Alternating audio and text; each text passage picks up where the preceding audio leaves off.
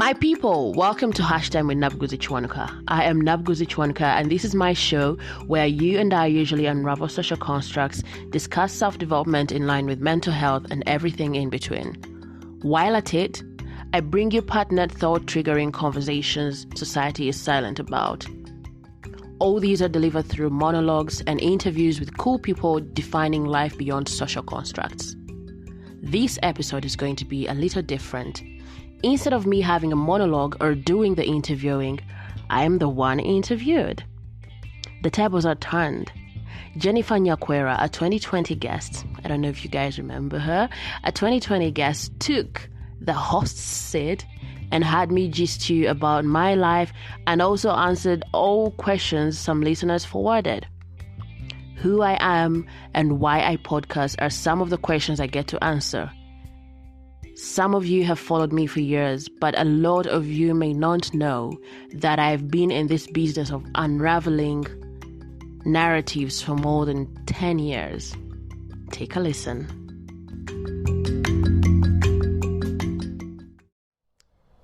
Welcome to Hashtag with Nabuguzi Kiwanuka. Thank you. My name is Jennifer Nyakwera T. I'm the big sister of Nabuguzi. So this time I thought, since she's always putting us on the spot, it was time for us to put Nabuguzi on the spot. So this session really is going to talk to help us understand, unravel who Nabuguzi is. Yeah. We'll talk about her family, her upbringing, values, education, dreams, what inspires her, and we'll also get a chance to answer some of the questions from her admirers and her followers. We have a couple of them here, and I hope, Nabuguzi, you're going to be honest and answer them honestly. Admirers? Admirers, where we don't know. So really, Nabuguzi, welcome to Hashtag. How does it feel sitting on that side? I don't know. I don't know. I'm yet to experience it. I am going to be very tough with you. So buckle up. I'm tough. Buckle up. Okay, so Nabuguzi, well, for me, I've known you from when you were a little girl, but probably most of the people who admire you don't know about you, and I think I'm going to do them the honors of finding out about you. Yeah. And then I think we'll start with the Nabuguzi Kiwanuka. Tell us about that name. Nabuguzi Kiwanuka is the summary. It's the summary of my name but my legal name, my government name is Anne-Marie Josephine Nabuguzi. Someone asked about my middle name. My middle name is Josephine, quite foreign a name, because if you stand by the road and call me Josephine, you're going to spend the whole day because I won't know that you're calling me. So why Nabuguzi Kiwanuka? I got tired of correcting people with my name. Everyone was saying Anne-Marie in the strangest of names. They were misspelling it. I was tired of correcting them, and Nabuguzi has always come in handy. Okay. Where does Kiwanuka come from? Kiwanuka is my father's name.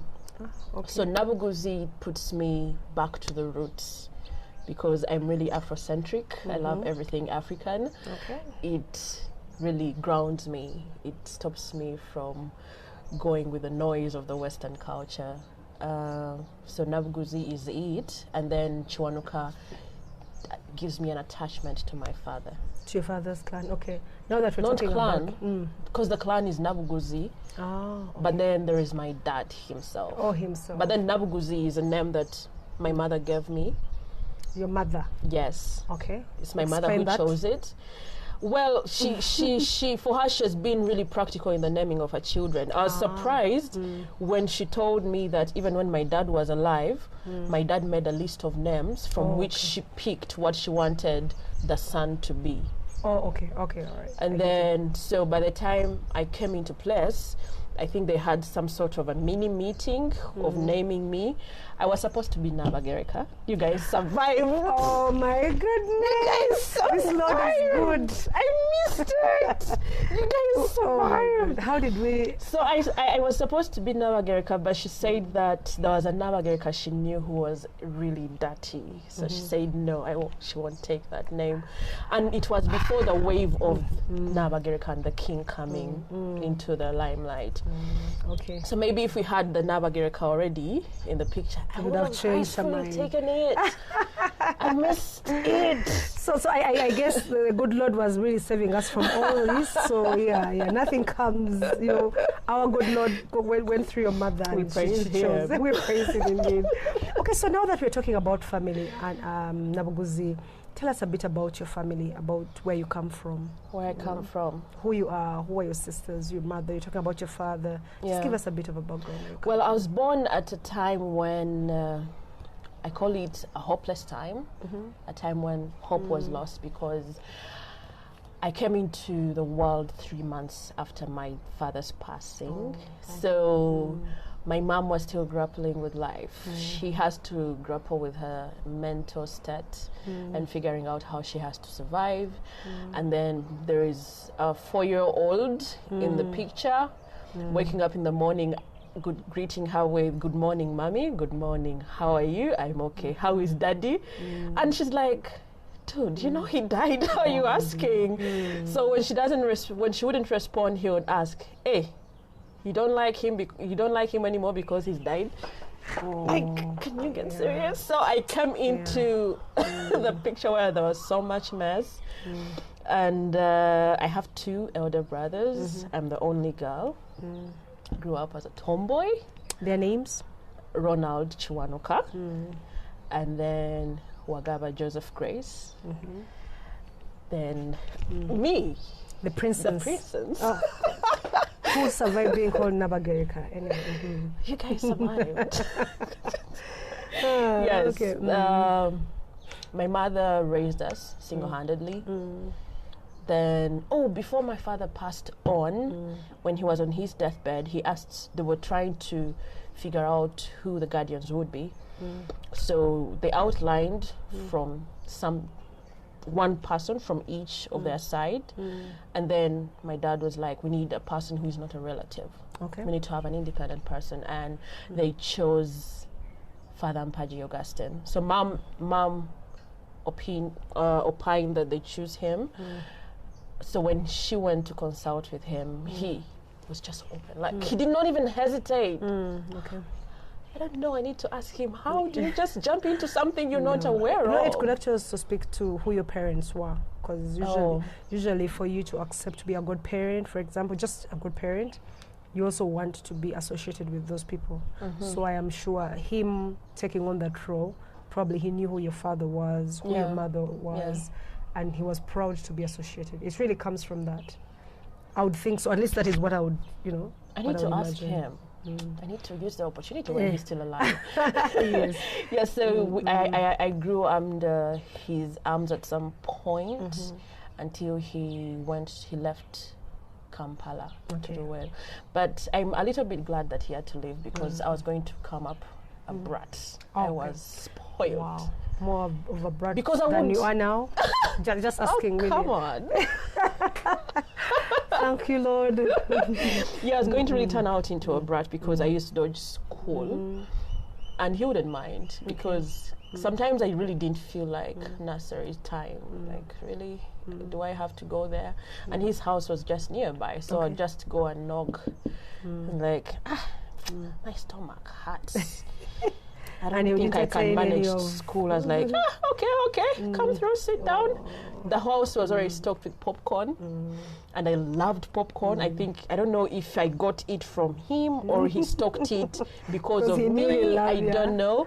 There was always popcorn, there was always Mirinda Fruity. So while I'm on a break of me saying my stomach hurts, I can't go to school, I'm eating popcorn, and then I'll have to ask for Mirinda, and I'll have it.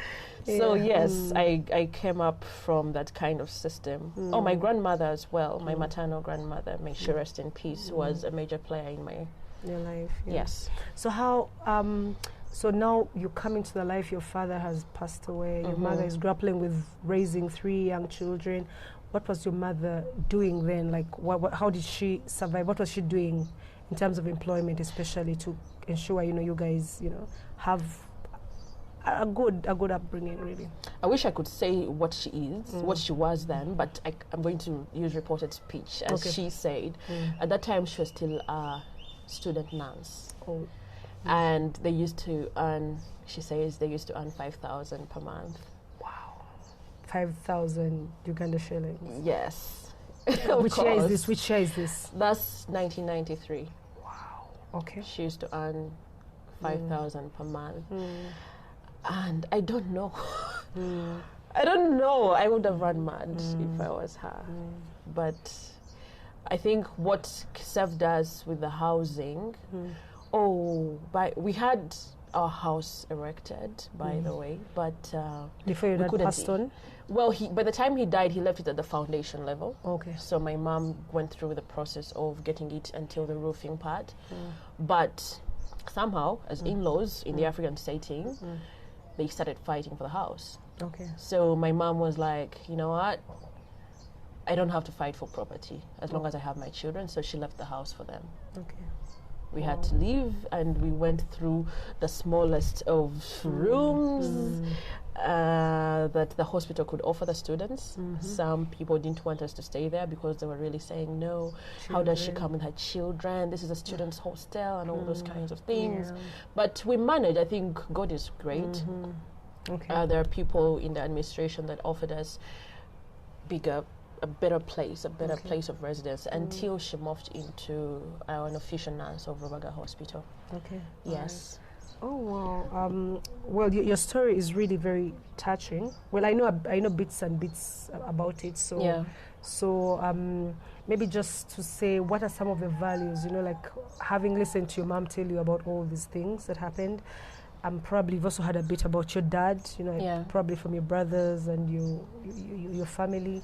What values really did you come with, or did you pick up as you were growing up, and also going through all the different challenges? Life happens. Like, life happens, and life happens. Like, yes. I can say, I mean, when I say life happens and life happens, it can be hard 1 minute, but it can happen for you the way how you want it to happen, as long as you're focused. Yes. From what I heard about my dad, he was a hard worker. He was a journalist what's that thing called? Associated Press. Associated Press, yeah. Yes, Associated Press. I tried to check the internet and see if his name is listed anywhere, but I think by the time they got onto the web, they didn't consider the people that had already passed on then. Okay. He used to work with Associated Press, and Mom says he used to make it whatever in... Okay, for him, what I heard about him was that there was some sort of neglect on him. The moment his dad passed on, his mother seemed to favor the other children apart from him. So he had to make it in life. He had to fight to get where he and he came out the best in that period. He came out the best, and then a couple of them were leaning on to him. So for me, it's about making life. Making it in life. I mean, coming from a place of hopelessness to a point whereby my mother took me when I was about, I think, a week old, because when I was just a week, those guys had prepared the last funeral rites. Yes. So I was in the village, a week old, and then I had that my grandmother held me in her hands and was like, I wonder if she will survive. Oh, wow. Wow. Yes. Wow. And then, because my mom says when I was announced, when they announced that I had been born, they're like, congratulations, you've gotten a girl. She's like, yeah, okay. Like, she had lost it. She was going through stuff. Yeah. I don't know how it feels, but I'm sure she was going through a lot. So much. I can't imagine what it's like. So, a month in, I'm overweight because I was underweight, and then a month old, I was overweight. And I think for me, what I pick from it is that she experienced me as time went on. From someone she didn't expect to survive, with all these words onto my head. I remember when I was about 11, because I grew into an introverted kind of child, struggling with things like, why is it me without a dad, and me hoping that my dad will come back. I was sure. For me, at that point, I mean, there was me having hope that he would come back, and then there was the other side of me watching movies, the Nigerian movies, where they bury someone and then they resurface. I knew this. I grew up sure that this guy is going to show up, and I was ready for his story. Until my hope turned into anger. I was like, so where is this guy? What does he mean? How do you just leave your family? How do you leave my mother struggling to make it work? I got angry with him. But as days go by, you go through healing, you go through things, you see the things that you thought you wouldn't survive, you survive them. Really, I think for me it's kudos to your mom that, because I experienced your mom, growing up. She was part of our family, so I think I speak from experience that you would never even know that she was going through a lot. You're saying all these things, but I think as a child, I never saw your mom, like you're saying probably she was angry or anything, but you never saw this. All I knew is that she would always come, she was always happy. I remember she had pancake. That's what the first time I think the biggest memory I have. I knew she was working in a hospital, but she was always happy, She was always very jolly. She was always happy. So when I grew up and heard her story, I was like, wow, I don't even know how she made it.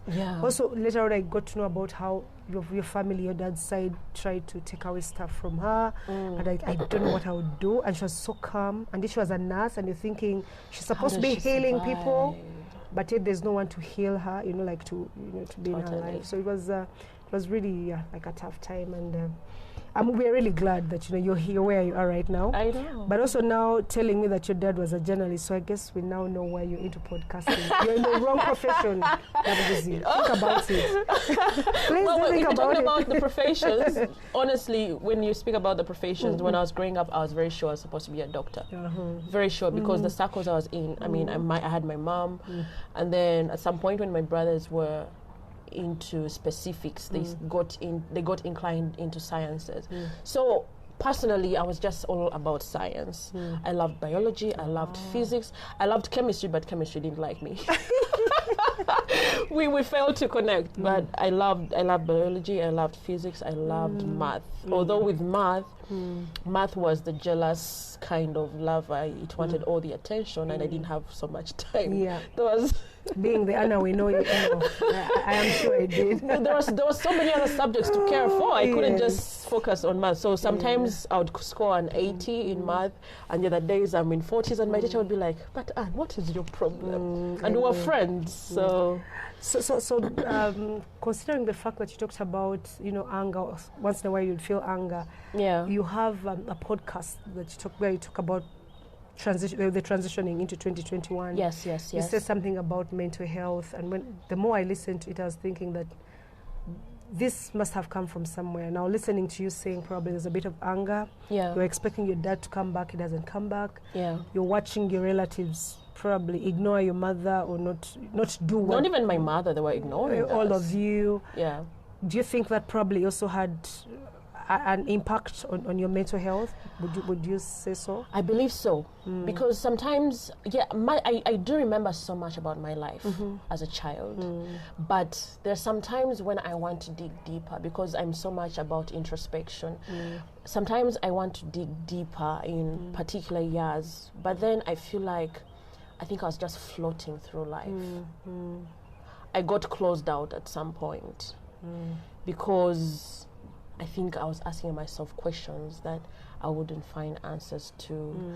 And then, let me tell you something. When I was still struggling about this thing about my father, him dying, I confided in a certain teacher in primary school. She was an English teacher. I've always been inclined to the English teachers. She was an English teacher, so at some point, I said something about her colleague. Her colleague used to leave my extra workbook on her desk all the time without marking it. So I got out of class one time and was like, "Hey, when will this woman mark my book?" This woman launched herself at me. "How dare you call my colleague a woman? You think you're just going to familiarate everyone? Go and familiarate your dead father." Oops. I was 12. So she knew about you. Yeah, I had background. Just told her about it like a couple of months before when she said all this thing, and I cried bitterly. I can imagine. I can imagine. And now every time, because my hope had turned into anger. Everything that would happen to me, I would blame him. Oh yeah, and you also bottle it up because you didn't now trust anyone to. I would cry. I would say, you had one job to take care of us and you gave it up. And now my mom is struggling. I know, I can imagine. Yeah. So, and then I noticed something. I don't know if this would scare people. I noticed something every time I cried and I blamed him for something. Something would happen to that person. Oh, really? So when the teacher said those words to me,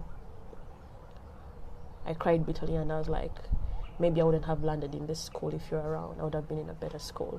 Which school is this, if you don't mind asking? Chisui Girls Primary School. St. Teresa Chisui Girls Primary School. So I blamed him pretty much for everything. Every time we were struggling, I blamed it on him. Because I knew my mom was making things work. Yeah. You saw her, trying her level best. Yes. So she wouldn't be struggling. Yes, I know. No, also for as a child, really, we shouldn't be put in that space. Yeah. But then that's life, Life happens. Your parents pass away. Your parents divorce. Stuff happens. Yeah. But I think it's very unfortunate that the people who get into our spaces, who are meant to protect us, so to speak, are the same ones who say they break us. Stuff like that. So when she said that, and I blamed him, and I cried bitterly. In the moment when I was crying, I don't know if there are two forces that worked. There's a girl. I was bullied in primary school. I mean, I was silent because now my mom, the only parent that I had to leave me in a boarding school because she had to make life work. Yeah. She placed me in a boarding school and went to Kasese. This is me in Entebbe, and she's out there in Kasese making money. So probably, I don't know what was going on in my head at that time. I don't know. I can't explain it. But I think I was just floating through life. Then there is me. There's now a teacher talking about things that I can't fathom an adult would say. But there was one girl in school. She wasn't even my friend. I don't think I had friends. I think I just lived life alone. Whoever comes, I'll talk to them. If you don't around, it's okay. So Aling phoned me crying bitterly, and she said, whoever's made Nabuguzi cry, you're going to pay for her tears. Aling used those words twice. Now, I was bullied for two things in primary school. My accent and my gigantic self. I was really gigantic for my age. Yes. I mean, I was the youngest, amongst the youngest in class, but the gigantic one. Yeah. So outward look, you were. I don't know. I didn't even care about my size then. It's not something that I used to focus on. Neither do you even now. So let's just be honest. You don't really care about it anyway. And that's one thing really I love about you. Like for you, life happens, and take me as I am. And I know I've seen shit. I've seen shit. So really, take me as I am. So when Aling or when I cried that night, the following day the teacher didn't come to teach. Okay. For about a week, she said she had a headache. The second time I blamed my dad was after a teacher slapping me for no reason. I mean, we're in class. An English class again. We're in class, and then my seatmate put up her hand. So I asked her, because it was a new lesson, so I asked her what she was going to say. To ask? That was third term. No, we were raising our hands to give answers. So she told me what she was, and I was like, no, you say it like this. So when I corrected her, another neighbor laughed. Both of them laughed, and they're like, oh my God, that was really wrong. But they kept their hands up. I didn't even laugh. But I think the teacher had always wanted to have a moment of slapping me or assuring me about something. Because now when I was about 13, between the ages of 13 to 16, I came out to the world and I was wild. But I think I got to dig back, and I think my wildness between that age was for me to close out the bullies. Yeah. because I had had enough of it in my primary school. So S1 to S4, I was the wildest person you could ever meet. Yes. I spoke Luganda for the whole rest of the term in first term. But to take you back to this teacher, she slapped me and she said, I don't even think you gave this school first choice. Wow. Which school is this now? St. Joseph's in Zambia. St. Joseph's Girls in Zambia. She was like, she made me, for her, I didn't fit to be in the school. And then she was like, she didn't, that's when she added, I don't even think you gave this, like, I'm not fit. I don't know. Like you must have come in through and she the back door or something. And then for no reason. So I went back to my seat and kept quiet. I think I've grown up with all about bottling up stuff. Just suppress it and life moves on. So she asked a question and no one put up their hand. I put up my hand and I gave her the answer. I was the only one who gave her the answer. She was like, I like Nabuguzi. Even when you slap her, even when you slap her, she knows the things. You guys don't know anything. So I didn't cry in the class because she was a bully. She was a major bully. So I didn't want to make more noise on my head. I cried after the class. I cried. I don't know how long I cried, but I broke down. But do you know why were you, like, can you recall why? Was it the slap? Was it the words that I was slapped for no reason? Or was it the being slapped? And then for no the words reason? maybe. I mean, she said, I think I didn't fit in the school. So again, I blamed him. If you hadn't left, maybe I would be in a different school. Mom wouldn't have benched for me to be in this school. Yeah, I get it, yeah. The teacher didn't come back for the rest of the term. Wow. And she was spreading the gospel that I prayed for her to be sick. Wow. But it served me because much as she was a bully and a major fear in the school, she stopped crossing boundaries to my end. Okay. It started to be a place of respect. Okay, yeah. If she wanted me to do something and I didn't want to, she'll just back off. Okay. Maybe that's also a good thing. Meaning, you can't imagine, because this was S1 third term, so S2 first term, beginning of the term, we're lining up, we're having our things checked, we're getting into the school, and she saw me in the line and was like, hey, Nabuguzi, I'm alive. Welcome back. Oh my God. One is that's also very bad. The parents are in line. She's like, hey, Nabuguzi, you're here. I'm alive. I was like, okay. What would that mean? Anyway? So mom asked me, what is that? Exactly. I'm also wondering, what is that? I'm alive. So I told her. She slapped me and she got sick. My goodness. So mom was like, hey, you're a witch. Oh my God, no. We bind. Yeah. No. I'm really, the reason I'm asking this question, or I wanted to get to know a bit more, is because usually mental health, when you dig deep, it stems from, there's usually, it doesn't just come out of the blue. It just doesn't just come and say, hey, all of a sudden Nabuguzi is running mad. You know, she's undressing herself, you know what I mean? Yes. And I think for me, really now, thinking through this whole upbringing and all that, like there's so much for you to carry. You're looking at your mom. Yeah. You're thinking, you know, this is a woman, she has 3 kids. Yeah.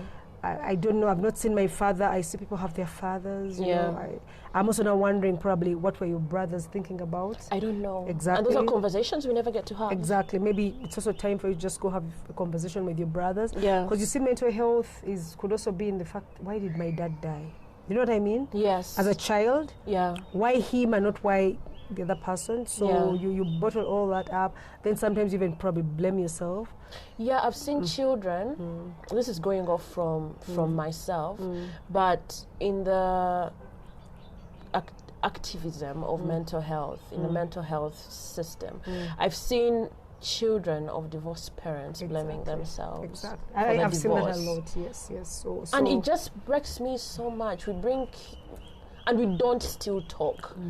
The things end, the children watch us fight, but we don't get them to the table and, you know... counsel them or help them through the process. Because I'm also thinking, you know, your mother was carrying a lot. She's pregnant, Yeah. She has 2 little children.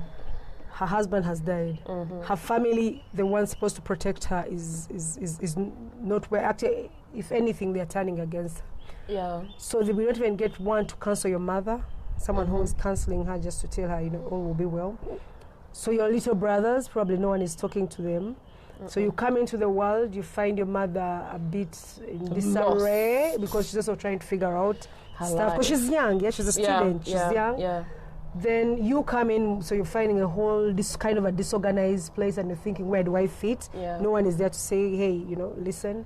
So for me, I think that's a lot to weigh on a child, and definitely, as you go through life, it will come out in certain ways. That's why sometimes when children are wild, someone says, oh, mwana mulalu, mwana ine food job, but actually when you sit with that child, probably figure out. Different. Exactly. So that's why really for me it was important to kind of have you say all these things, because it might also help you probably go back and help your mother and your brothers, because I don't know if they've had a chance to just talk about their dad. No, or their, and when you talk about mental health, sometimes that's just shutting off that. But anyway, really at the end of the day, probably Lord takes us through fire to bring us out stronger. See where you are right now. I mean, where do diamonds come from? Exactly. Yeah. So no, it's a very interesting perspective, really, of your life, because then it also, for me, explains why you go into certain spaces on your podcast. Yeah. Because you're probably also trying to help other people, bring that out. Yeah. You're trying to help others. So I thought it was also important for us to see how we can help you, because I know for sure talking about stuff sometimes helps, but that also means that you may wish to go and talk to your brothers. Yeah. Just have that conversation out. Maybe there's something they can't tell their mother. Men and women, so look at your mother as a woman. Yeah. So they can't talk, but just going out and saying, hey guys, what do you think? Tell me about dad. I tried not tell me about dad, but I was on a call with one of them, and he shared what he went through, and it really just describes his character. Wow. I'm like, okay, I'm still figuring out how to get to the bottom of everything. Yeah, and of course it takes time. Of course, so you keep learning about him every day, because that's a whole lifetime of him. So we hope in due course you'll be able to come to some form of closure. Yeah, it's important for you to come to some form of closure for him. And just kind of celebrate his life, what he did, and the people who have walked the journey with you to where you are right now. Yeah, hopefully. Okay, so some interesting stuff. Education. Nabuguzi was very stubborn. That's one thing. That is only Nabuguzi Mulalu. Something like that. That was from 13 to 16. That was just from 13 to 16. So just give us a bit about your education. Where did you go to school? Yeah. You have this accent. What's that all about? I know someone asking about your accent. Chichi, I mean... Very many people have been asking me that, and that's the question that really throws me into discomfort, because I don't really have a straight answer to it. I've never found out why I speak the way how I speak. Yeah, let's figure it out. But my education, do I go as far as nursery school? It's all right. We want to know about today. It's all about you, ma'am. So. Well, nursery school, St. Chizito. I don't even know if it still exists. St. Chizito. I think it was at first it was just a daycare for the doctors and nurses' children in the hospital. But then slowly it morphed into a nursery, a kindergarten school. So I was in St. Chizito. The school was in Rubaga Hospital, and then I moved to Rubaga Girls Primary School, P1 to P3, and P4 to P7 I moved to a boarding school. Okay. And I think for there I was really silent. I think I just survived. Like, I sit back and I'm trying to... I didn't even have friends. I don't have so much to... They're very scanty memories about my period in that school. Mostly P4 to P7. You can't imagine I was... when you're born in a system of death?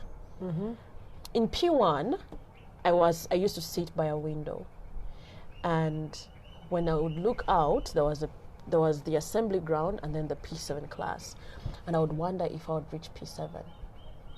But it felt like those are so many years I would have died already. Wow. P1 at the age of 6. I think I was very quiet in my head, and I was struggling with figuring out so many things at that young age. And I think for me, life was not. You didn't see any silver lining, somewhere along the path. You're like, well, P7, It was so far. Sounds very far. I knew I would have died by then.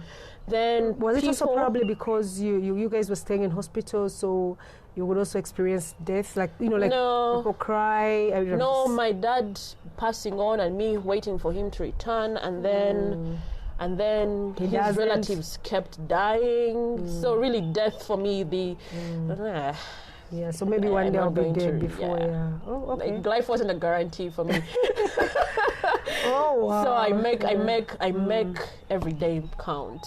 But then I joined boarding school in P4, and when I was still getting used to the system, I was excited, of course. I mean, I'm in boarding school. Everyone has been doing that, and I was missing out on it. There's a time when there were kids that I found in the school whom I was told were my cousins, and one of them, the older one, was having conversations with her friends, and then I smiled, and then she tapped her friends like, "Look, when this girl smiles, her lips widen." Wow. So I also, because now you're taking life, you're going through life, and you're trying to figure out yourself. Then someone is telling you, actually, you don't look nice when you smile. Wow. So I stopped smiling. Wow. I was like, okay, now this is not my forte. It's not my place. But then I remember when I was about 10, Mom placed me in front of the mirror. Not when I was about 10. On my 10th birthday, her friend brought me presents. Things that I loved. Biscuits, cookies, eclairs.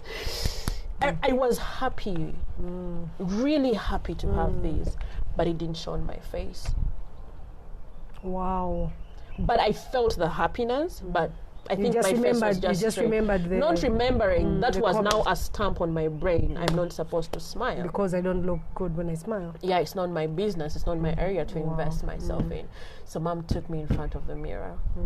And this is very important for the parents. I mean, if a child's foundation is broken, when they go out to the world and it breaks them, they don't have anything to fall back on. No one to, So she placed me in front of the mirror and told me to smile.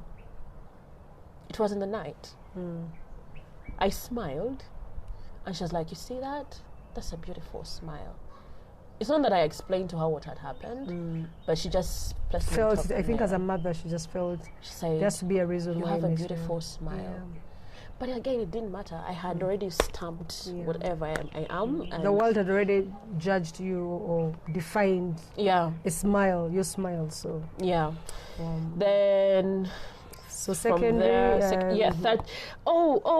In my primary, I was bullied because of how I spoke. Yes. And I moved Was it because to Uganda. of this accent? Yeah, the accent. They said I pretended to be white, so I got all the punishments for Luganda speaking to save them from. I mean, I had to protect them from feeling terrible about me. So I had to speak. I decided to speak Luganda, and I carried this on up to. Okay. So that you don't speak a different So I made way sure, from them. yes, I made sure when I joined S1, I made sure no one hears me speak English. And I spoke Luganda for the rest of the term. And I told myself I'm supposed to be wild so that no one gets into my spheres to bully me. You're protecting yourself. Yes. Okay, all right. Now we're talking about all these characters of people, but they have roots from which they have to be broken. Yes. So from there, I went to Nagalama, St. Joseph's, Nagalama. And for me, that's the best school I've been in. Okay, which classes are these? S5 to S6. Okay. The school is military-like, was military-like then, but... Nagalama. Yes, but for me, it was the best experience. Because now when I was, the problem that I had, because I used to attack anyone who is doing nonsense. Who you thought was not on the right path. And that included teachers. So you were confident, you're too confident enough to call out if I was in class and I get to know that a teacher is bullying someone. If you bullied a student in class, and you were my friend as a teacher, I'm not talking to you again. I don't need to explain to you that, we've been friends, but now you did this. No, I'll just stop, because those are not my values. There's a teacher who was my friend, may he rest in peace, who abused a girl. That, look at yourself, that's why you have big boobs. Oops. And I sat back, I was like, no. That's not right. No. And I think we were in S4 at that time. I was like, no, that's not your place. And there's a time when he phoned me at the staff from here. He was like, hey, go and go, Buzi. I was like, no, in my head I was like, I don't want to be associated with you. Like, yeah, that's not right. But of course I didn't say that to him. But then there's another time when I went to some teachers and I complained. I told them, it's not right for you guys to come on out and start having sexual relations with kids. Because I was hearing it. I used to hear stories. And I would say, this guy is going after this girl, this guy is going after this girl. And I would sit at the staff room as if I've gone to make consultations, but I've come to pass on information. I wasn't a prefect.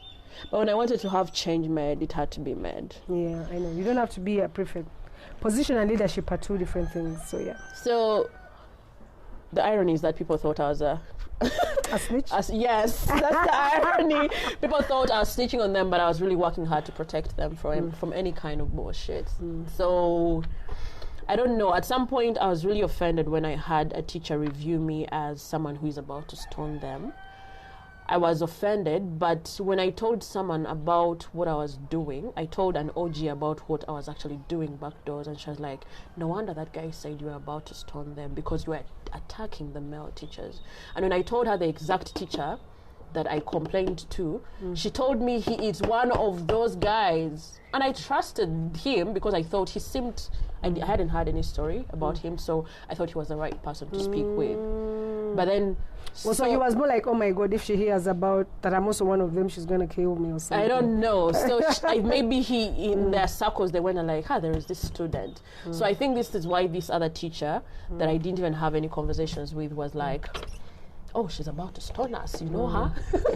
She's wild and all that, and then, we're doing something she doesn't like, so she may, I think that's why I was reviewed that way. So when I joined Nagalama, I don't know if those teachers were doing those things, but at least you didn't hear. I wasn't fighting. I think I rested. I was starting to find my place of resting. I didn't have any teacher to fight. Oh, there's one. There's one. Yes, I was in S6 and I hadn't done his work, and my nearest excuse was I was sick, but I wasn't. In actual sense, I wasn't sick.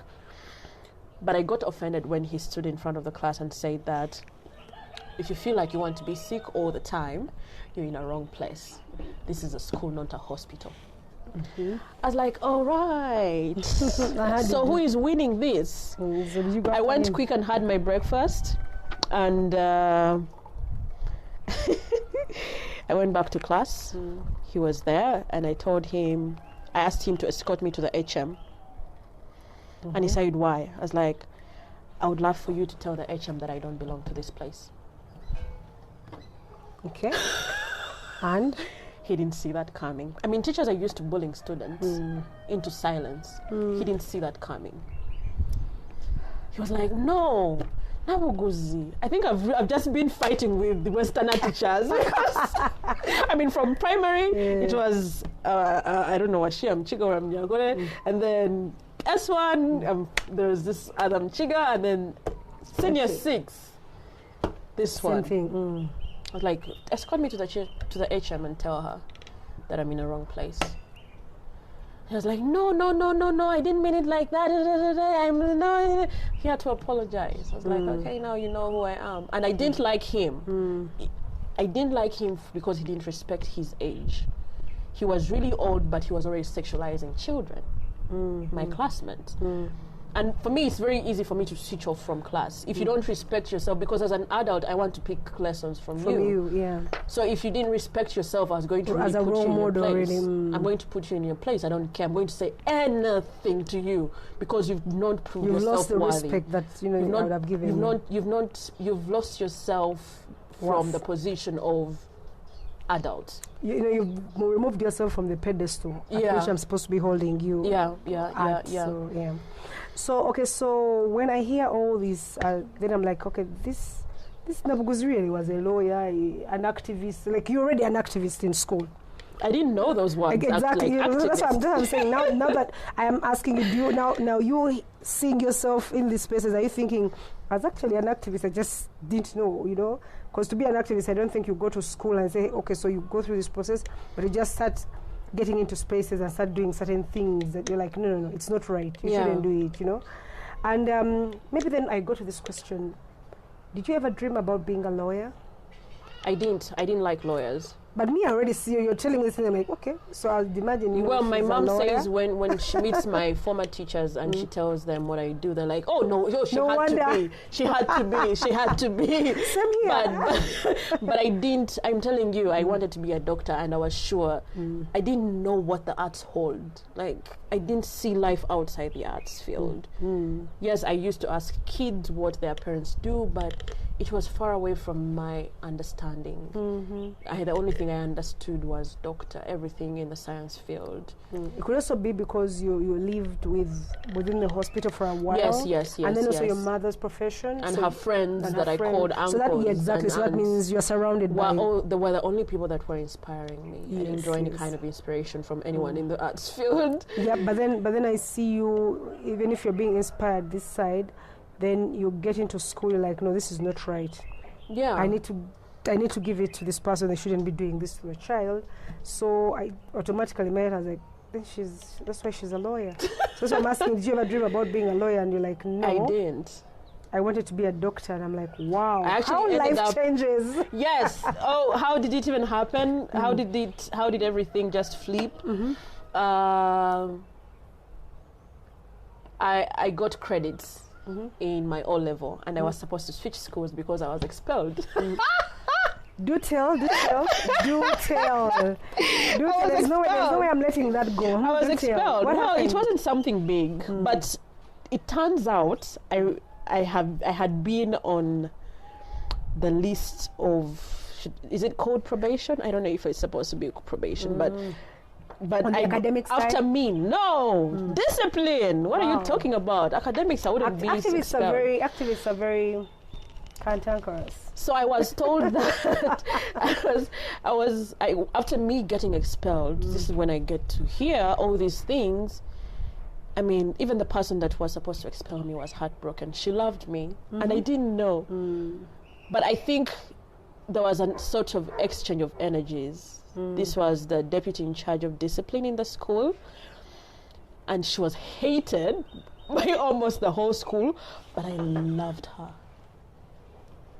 Not that we would sit down and talk.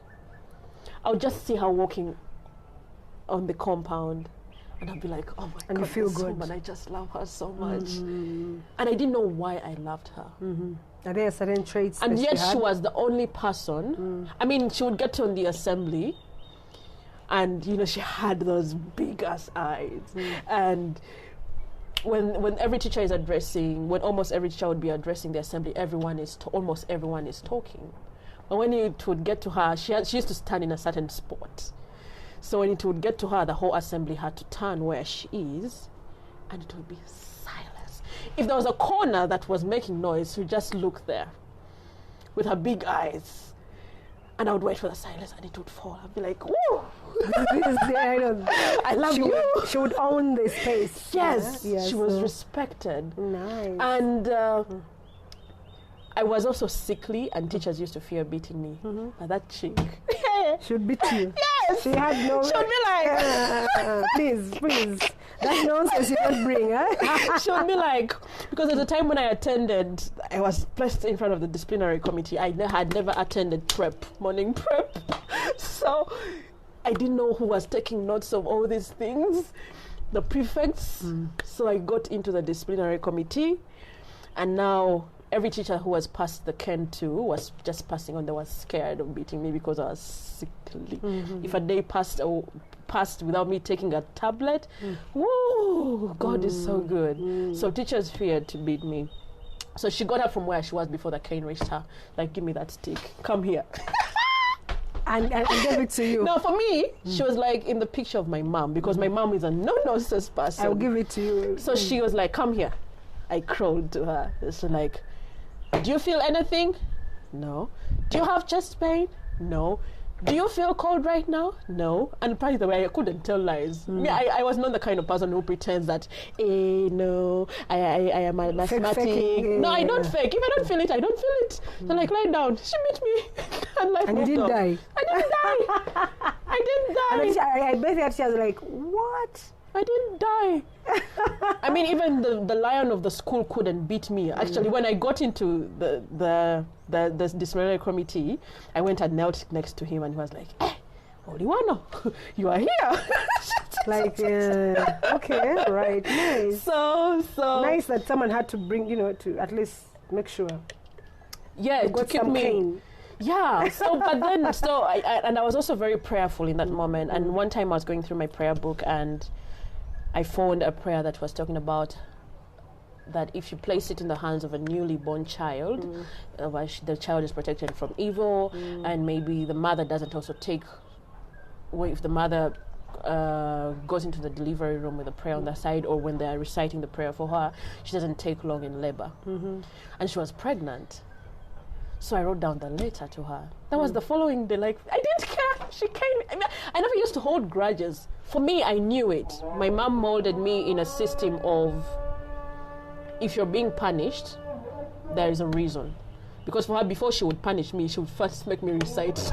But also, you also probably knew, knowing your mother, you knew right is right, wrong is wrong. I knew. So you went here thinking, oh my God, they're going to beat me, they hate me. No, they don't hate me. I did this. I did something wrong, I need to be punished. Yeah, even right when prefects wrote my name for noise making, I wouldn't attack them. I was like, yeah, but I talked. And and you see, that is very good, because as an activist, you have to be fair to all concerned, right? Yes. You cannot be going around saying, hey guys, you shouldn't do this, and then for you on your side, you want to be getting favors or stuff like that. So I guess still the activist in you was still really, coming to the front. Like, I've done something wrong, I need to be punished, punish me, I need and then to be accountable for my actions. Exactly, I need to move on. So the following day, I wrote her later, and I think for her, she was still pissed. I'm protecting you. This lady, it turns out that she had been at the forefront of keeping me in the school. Okay. Right. From S1, they wanted to expel me until she couldn't protect me. And she was like, Anne, we have just expelled someone for doing the exact thing you did. I didn't do so much. I just jeered the matron. Oops, you just what? Girl. Like, she had gotten me angry, and still, I know. How did I get to that space? I was fighting for someone's rights. Okay, can we just stop a minute and recognize the fact that, hey, you're living in Africa, it does not matter. As long as they're your elders, you do not jeer, no what. We all got beat for even just looking like you were jeering. Like, you haven't actually uttered anyone, but you looked like, and someone says, did you just jeer? Also says that. And you'd be like, no, I saw your lips moving. Hey, girl, you have to be punished. She's like, do you know what? She explained, again, she was like, do you know what has broken me? What has disappointed me? We just expelled so-and-so. She's also a friend right now. We just expelled her for the same reason. I get, But for me, I wasn't fazed by being expelled, because I looked forward to leaving the school, and I was like, God, you are so good. I can't believe I'm leaving that was the after school. your exams. I was left with 2 papers of French. Oh my goodness. And I wanted, because I had already approached the administration and told them, hey, you guys, we need pre-vac, because we can't stay here doing nothing, just waiting for these last exams. Oh, you're waiting for the last 2 papers that usually come after after a long period. I was like, people are going to get wild. And I mean, I was really convincing. I was with the HM, and the HM hated me. But that chick hated me. Oh my goodness. She hated me. But I was at the HM, and I told her, I mean, look at the logistics of the school. Can it sustain people who are not, So you see, Nabuguzi, honestly for me, all that you're doing is I see you being a lawyer. Like right now, you're saying you wanted to be a doctor. I'm thinking, huh? Really? But thank God I wasn't, because some things like pricking someone. No. So you finally your dream got along the way. It got you went off track, went into the arts. Yeah. So you go into the arts. Then how do you become a lawyer? Like, why? Well, in the arts, there's so much you can do. I was really phased. Why a lawyer? I was scared because like this is the unknown. But like I said, I knew I always survive. I'm not the person who sits back and says, hey, I don't know what I'm going to do with my life. Like, okay, now what's next? How do we go through this? Mom had to also do some research for me, and she brought a list of things like, you can be this, because she first asked, why do you want to be a doctor? Really, for me, it was, I wanted to provide free medical services for the underprivileged. So do you see the activism still? Like, so she said that no, you can still help the underprivileged without being a doctor. I was like, hey, okay. How? So I wanted to know what else really happens. So she read to me a list of, there was SWASA, the kind of courses that someone would do, HR, I don't remember the rest. And then when I think I was in my S6 vacation or still in S6, I met with Father Musala and we had a conversation. Because now I was starting to realize this law thing, what is it about? So I told him, I was like, I don't like lawyers because they do this and this, they tell lies and everything. And he said, you can be a lawyer with a difference. Lawyer who doesn't tell lies. You can make a difference. Lawyer, liar. I mean, there are people who are imprisoned who, without a valid reason, who still need your services. Yes. So I came into the law field with that aspect. I've not yet fulfilled that dream of getting anyone out of prison. Although I've taken people out of the cells. You're still young. I've taken people out of the cells. And girlfriend, you're still young, so there's so much to look forward to. Yes. So I guess for me, this is just the beginning of your journey of where you want to be. So you will get people out of cells. I hope, I pray for it. Off the hook, especially for the guys who are innocent. Yes. Because I know about the Innocence Project and all that. Do you follow it and stuff like that? No, I don't know it. I don't know about it. In the US, there's the Innocence Project. So these are lawyers who come together to do some pro bono work for. So basically, they look into your case. Yeah. And then they discover that, especially usually the what are they called? The blacks, what are they called? Those people. So they help African Americans. So you could probably follow them, see how they do it, and that's an area you go into. So then you go into law. So what law are you practicing? What law did you do? No, there is no specifics in Uganda. Oh, you do everything. Oh, you're not a commercial lawyer or a divorce lawyer or We do everything. Wow. And where do you work? If I may ask, is it something you want to reveal? Or? Katongole Uganda Masane Advocates. Okay. Yes. Okay. That's the law firm that we work with. Okay. Wow. So that's your dream now. We have a few people here who sent in questions. Yeah. And we promise we're going to answer them genuinely. So we have a question from Julius here. Says, what inspires you? What inspires me? Individuality and diversity. Do you I experience people on an individual basis. And I don't sit back and I just say women are these or men are these. I know we are diverse and I know that every individual has their personal experiences. Yeah. Do you have a person like who inspires you, like someone who you in the world other than your mother? I know your mother inspires you. I can't say much about that. Okay. I can't say much about that because for me, I just live every day improving myself. Okay. Like I wake up, I say, okay, now where did I fail yesterday? What can I do about it today? Okay. I just want to be a better person every other day. So then we have another question from Dare. I hope I pronounced that correctly. Yes, Dare. Why do you love reading and how has it changed your life? Nabuguzi, do you love reading? Like I reading? Do. I do. I get so why do you love reading? That's where the knowledge is. Oh. That's where experiences are. That's where the knowledge is. That's where different experiences are. Has it changed your life? So much. Give some I've learned to be specifics. more expressive in writing, actually, and even speech. My speech has been improved. It also gives me an aspect of different people's experiences. Okay. So I know there is just not one narrative. Okay. And it is where we keep unraveling the social constructs. Wow. Reading, yes. Okay, so the third one is, I also have my own question, but I think I'll put it within the third one. Yeah. So we have another question here, and I also will add on to that question, but it comes from Henry. So Henry asks, how would you describe the podcasting landscape in Uganda? Well, there are about 3 sets of questions in there. Yeah. I probably will pick one by one. So the first one is that. How would you would describe it? To be honest, I wish I knew the statistics, but I don't. Although I'm seeing people slowly embracing the culture. I mean, I got into it without a knowledge that there is a Ugandan with a podcast.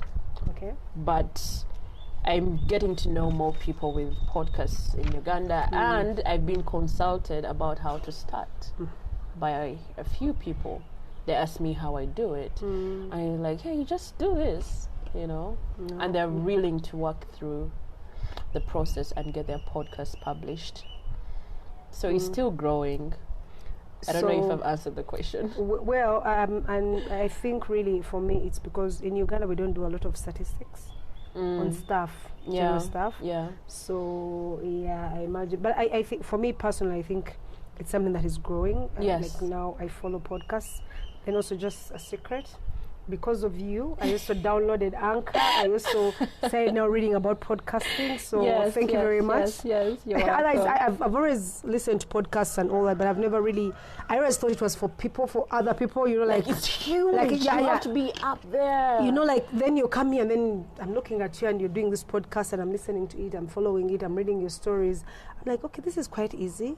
Yeah. Like it's not as hard. It's so doable. Yeah, as long as you put doable. your mind to it. Exactly.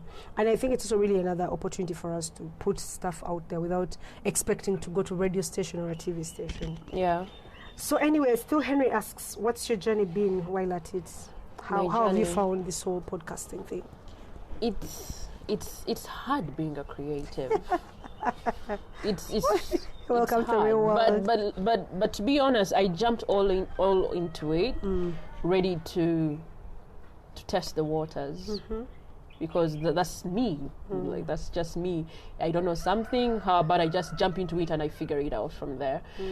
So yes, as a person who is largely actually introverted, sometimes I feel like I'm putting so much of myself out there, and I feel like I'm expending so much energy. Like I need a break. I need to rest from all this.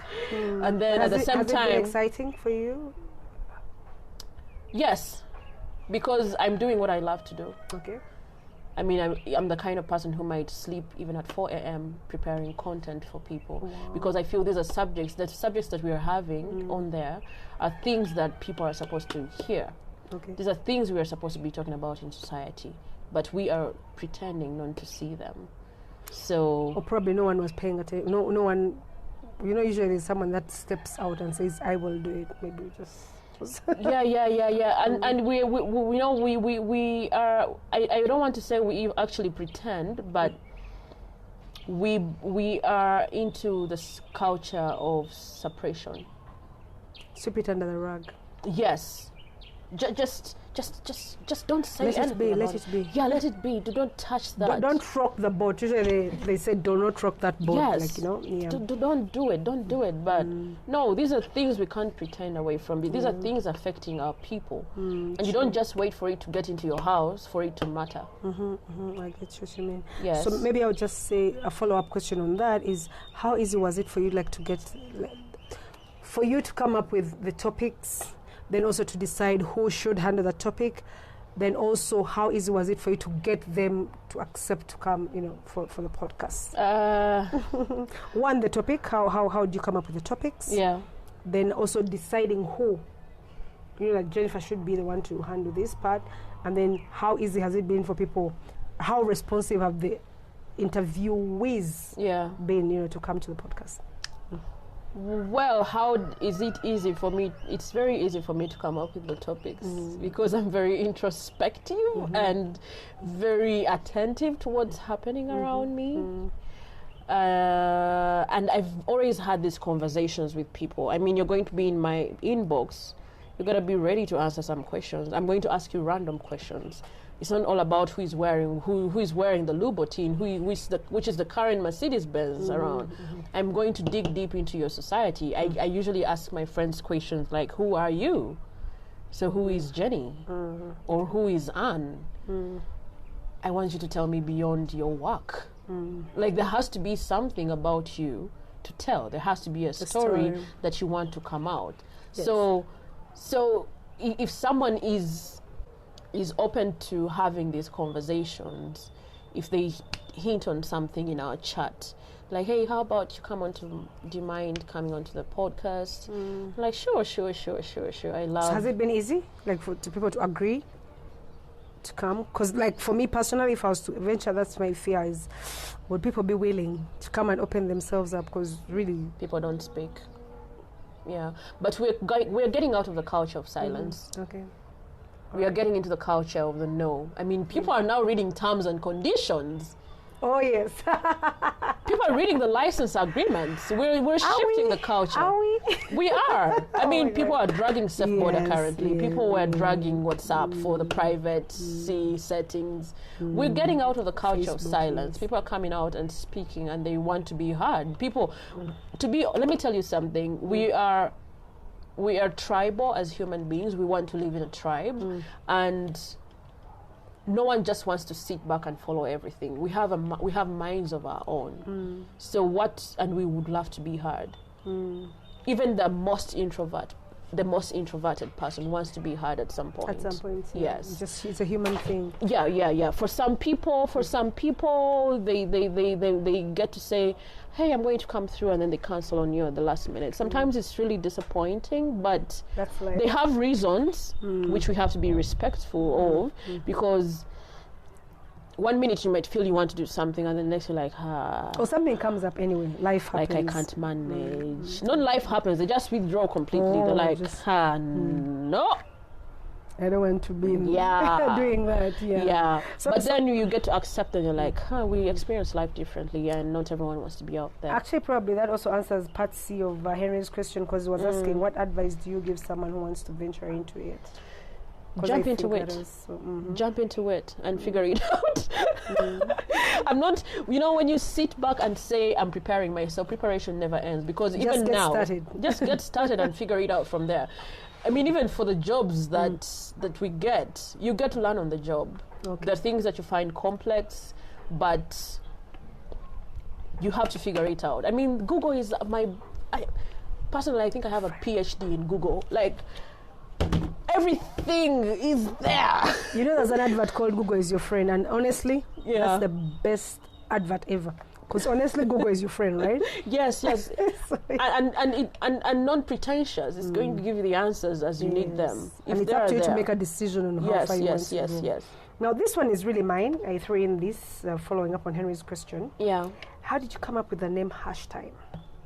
Like, what's that all about? Hashtime.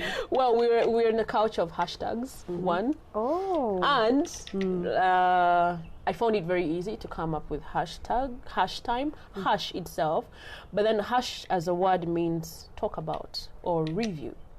Let's hash it out. Yes. Okay. Oh, okay, makes sense. So it's hash time. It's the moment for us to talk about the social constructs. I mean, I'm all about unraveling all these things. You say a woman is supposed to be this. What are you saying? There's an individual who is not comfortable with this. People are dragging Angela Katumba. I know.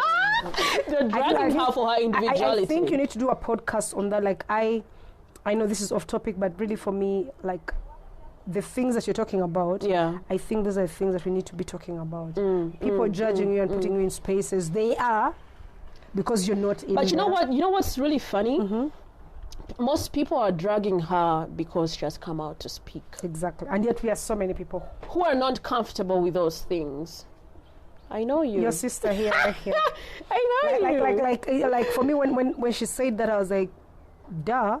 Like, it's not new. Like, I always grew up telling my peers that, hey, I have to make money so that I don't have to go and cook.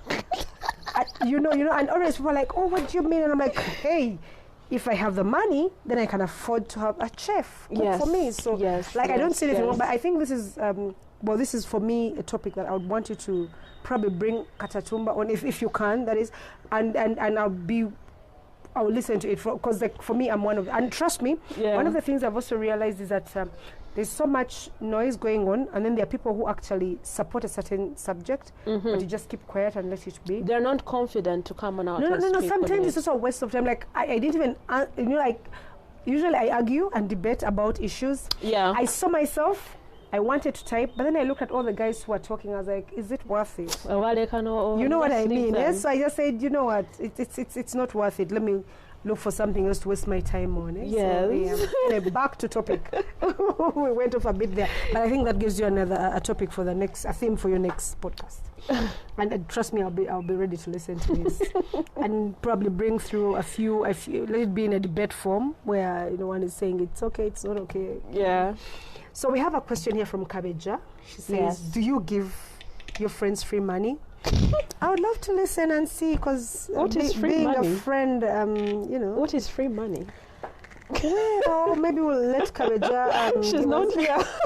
She's not answer here. Next time, Kabeja, if you're listening in now, please. Of course not. Of course not.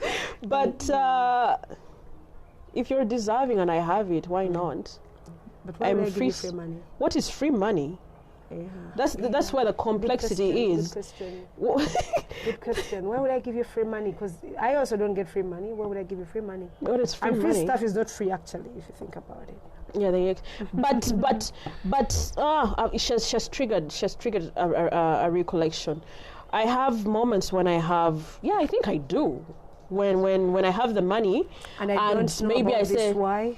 And I'm like, she might not have airtime. Let me buy her airtime today.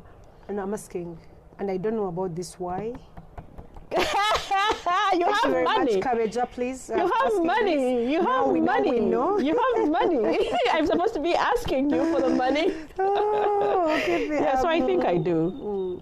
So the last question comes from Philomena. I'll combine Philomena's question with Bianca's question, because they're kind of the same. Yeah. But also that also speaks to I'm very interested in this one. So, who is the lovely guy in your life? Or, phrased differently, what is the first name of your boyfriend? God is still molding him. He has not yet. God is still preparing him for the kind of person that I am. So I think he's still into the furnace, going through the fire and getting ready. I haven't met him probably says, I believe it for now. God is still molding him for the kind of woman that I am. Yeah, well, we thank. Or maybe he's not yet lucky. Oh, he hasn't. Oh, to find me. Lucky man, if you're listening out there, please just know you have a very strong woman here, strong lady. But Anna, honestly, thank you so much for this. It's really one. I think I've told you this before, probably off air, that I'm super proud of this thing. Thank you. You inspired me to also want to do a podcast. I don't know on what. I am one of those people. You have to figure out. I'm one of those guys who loves ramblings, which are stray. I don't want to be on I'm one of those people. No, you're supposed to. Actually, this goes back to Henry's question. When you're starting out in the podcast field, you're supposed to know who you're communicating to. You don't communicate to everyone, because not every message is meant for the same person. One message is not meant for everyone. True. The shoe fits like Cinderella. They had to find the exact person for the right shoe. So you need to figure out. So you need to know how you package your information. Does it suit this category of people? You need to know who your avatar is. In the podcasting field, they call the person the avatar. You pick onto, let me say, Jenny. I just look at Jenny and I say, what does she like? What is her age? What are the kinds of topics that she's interested in? What does she love, this kind of music? You get to describe, and then so it makes it easier for you to bring out the kind of, for that particular person, because it's easier for you to engage with with the person. That person is a representative of your audience. Well, thank you very much for opening up these spaces. At such a young age, you took on considering young. my age and your age, so I would never have thought of doing this. But I'm pretty sure there's so many people who listen to what you say, and they're healed, so to speak. So thank you very much for one, setting this up this whole podcast, but two, also for accepting to sit in the hot seat and be the one that is open. You think it's not hot? But really sitting there and opening yourself up, because it's easy for you to open us up, but you've opened yourself up. So thank you very much. We're very grateful. And may God bless you as you continue with this journey. Amen. Thank you so much for being the host. Yay! I'm doing well. You've done really well, I believe. Yay! So probably next time you'll be a guest on my podcast. On your own? Yeah. Sure. As long as I'm available, why not? Yeah, thank you very much. Thank you.